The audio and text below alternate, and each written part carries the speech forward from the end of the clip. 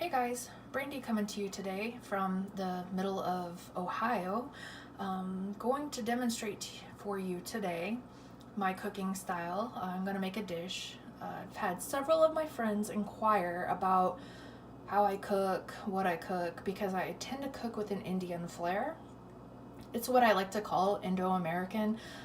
It's not strictly Indian style cuisine. Obviously, I live in the middle of Ohio. We don't have accessibility to ingredients all the time, or maybe they're not fresh ingredients, so I do the best I can with what I have. I've learned this method of cooking through watching, learning, tasting, and testing. That's how I do this. So if it's different from what you're familiar with, that's fair. There's more than one way to climb a mountain. There's not one route that's right. Just remember that. So we're all fallible. So today I'm going to be making Saag Paneer. Now, from my understanding, Saag is a term used mostly in the Punjabi region of India, where in the other parts of India it would be called Palak Paneer. What it is like a leafy green dish with cheese. I know that sounds kind of weird to you guys probably, but I can tell you it is probably one of the best starter dishes for anybody who wants to try Indian food and is unsure about whether they'll like it or not. So today I'll be using spinach as my leafy green, and I will demonstrate the recipe to come. Okay, here we're going to do what I call an ingredient roll call. So the first thing I want to show you is the paneer. This can be purchased at the Indian grocery store. This is Indian cheese. I believe they call it cottage cheese in a sense. It's very dense and firm, much like tofu, which tofu can be used as a replacement for this. I would just press it overnight to release the liquids that are in the tofu. Then we've got a couple cloves of garlic, a little bit of ginger root, coconut cream, which I like. I prefer that. You could use coconut milk, and I'll add a couple cans of water in addition to this cream. It just adds a really nice consistency. I've got Hing, and I've got Methi Powder. I've got Cumin Seed. I have Fennel Seed, Garam Masala, Turmeric, white pepper, salt, cumin coriander powder, and I've got curry powder. Got some chopped onion, and of course I bought frozen spinach, and then we're going to use basmati rice. Now, you won't need all these ingredients in the spice box here. I just have it because for me a spice box is a really great purchase if you cook a lot and you like to use a lot of spices. I'm not running and picking up all these like jars trying to figure out what I need. It's all right here. So the recipe is to follow. So the first thing I'm doing is I'm frying the cheese. This cheese browns, and that's what you want. Ooh yeah, just like that. That might be too brown for some people, but I like it burnt. I could probably turn on the heat a little bit on this. So we're gonna get this all brown, and then once it's brown, I'm gonna pull it from the stove and set it off to the side and add it to my dish later once everything's done. Here I've got a couple of tablespoons of sesame oil heating up, and I did put the coriander seed. I happen to like a lot of coriander. I love the flavor of it, so that's what that is. And then I've got, in this pan, frozen spinach that I'm trying to reconstitute. I used half of the bag, and I'll probably stick it in the blender once it's done. Now, as I've got chopped up over here my garlic, and I got my ginger root chopped up, so I got that ready to go. We'll add that afterwards. The reason I like to put in the seeds in the oil and fry it first is because it gives everything just this really nice flavor. So with that being said, I'm going to add a little bit of fennel seed to it. A little of fennel seed actually goes a super long way, so I don't want much of that at all.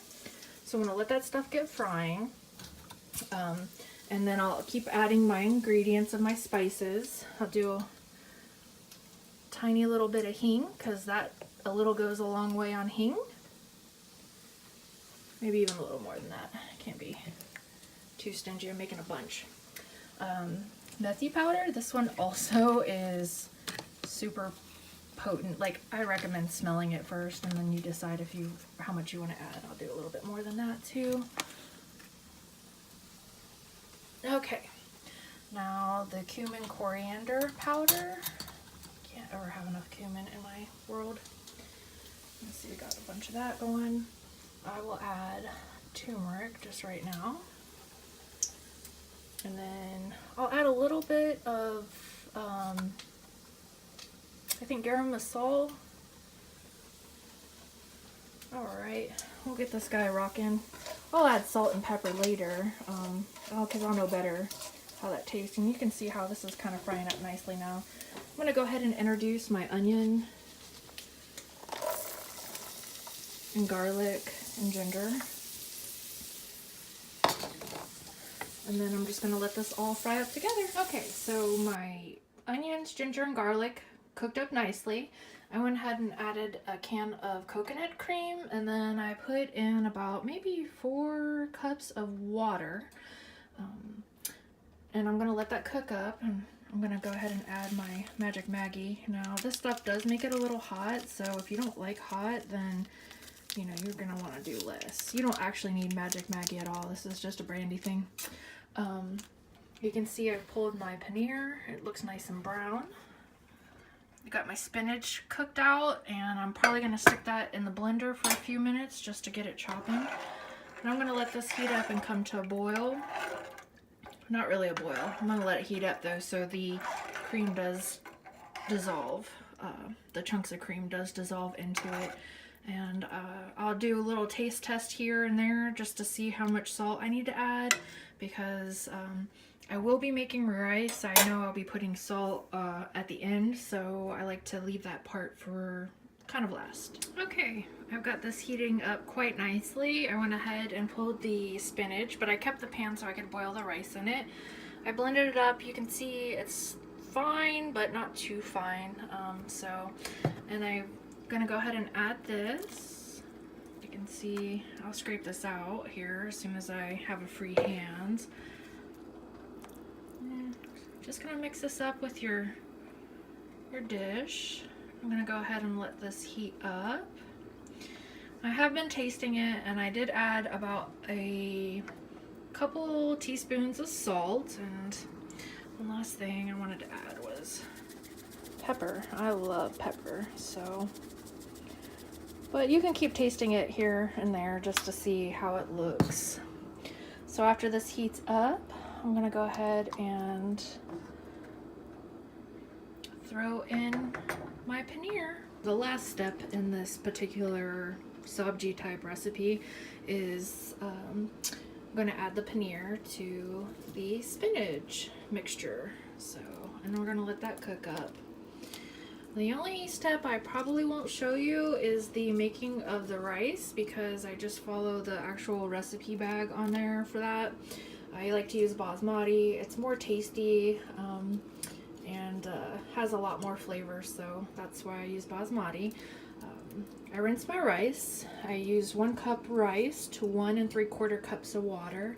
I personally boil my water in my electric kettle first, so that way when I stick it on the stove and it starts boiling, I can just immediately turn it to low, and then it starts doing its thing. So, and as you can see now, we got pretty much Brandy's version of Palak Paneers, or Saag Paneer as you want to call it. So we're just going to let this sit on the stove and cook for a little while. That'll give the most best flavor. If you have any questions, again, feel free to ask. This will be the end of my first cooking tutorial. Thanks.